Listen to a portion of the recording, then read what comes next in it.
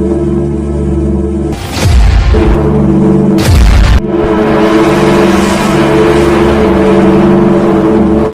اللہ الرحمن الرحیم۔ السلام علیکم۔ رب ذوالجلال کے نام سے شروع کرتا ہوں جو دلوں کے بھید خوب جانتا ہے، اور بے شک وہ انسان کی شاہ رگ سے بھی زیادہ قریب ہے۔ معزز سامعین، ایک قاضی اور جج کی زندگی میں بسا اوقات ایسے پیچیدہ مقدمے بھی آ جاتے ہیں جن کا حل انتہائی مشکل اور دشوار نظر آتا ہے۔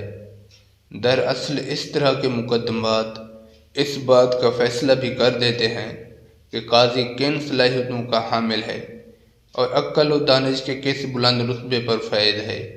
آئیے شیر خدا حضرت سیدنا مولا علی رضی اللہ تعالی عنہ کے کچھ دلچسپ اور مشکل فیصلوں کو ملاحظہ کیجیے اور دیکھیے کہ آپ کے فیصلوں نے کس طرح پریشان حالوں کی پریشانی حل کی، دکھیاروں کا دکھ دور کیا اور آزمائش میں گھر جانے والوں کو آزمائش سے نکالا۔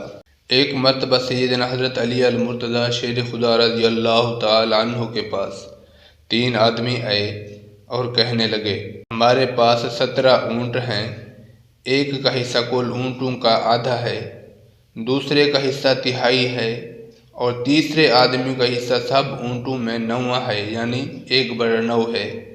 آپ ہمارے درمیان اونٹ تقسیم کیجیے، مگر شرط یہ ہے کہ انہیں کاٹنا نہ پڑے۔ حضرت علی المرتضیٰ شیر خدا رضی اللہ تعالی عنہ نے بیت المال سے 1 اونٹ منگوایا۔ اب 18 اونٹ ہو گئے۔ پہلا شخص جس کا حصہ تمام اونٹوں میں آدھا تھا، اسے 18 کے آدھے یعنی 9 اونٹ دے دیے۔ دوسرا شخص جس کا حصہ تہائی تھا، اسے 18 کا تہائی یعنی 6 اونٹ دے دیے۔ پھر تیسرا شخص جس کا حصہ کل اونٹوں میں 9واں تھا، اسے کل اونٹوں کا 9واں حصہ یعنی 18 میں سے 2 اونٹ دے دیے۔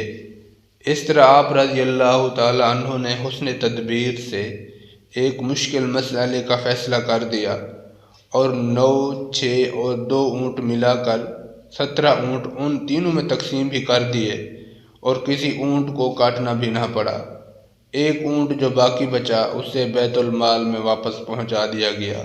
آئے ایک مرحوم کی وصیت کے بارے میں بھی آپ کو حضرت علی المرتضیٰ شیر خدا رضی اللہ تعالیٰ عنہ کے فیصلے سے آگاہ فرما دیتے ہیں کہ ایک شخص نے مرتے وقت اپنے دوست کو 10,000 دیے اور وصیت کی، جب تم میرے لڑکے سے ملاقات کرو تو اس میں سے جو تم چاہو وہ اس کو دے دینا۔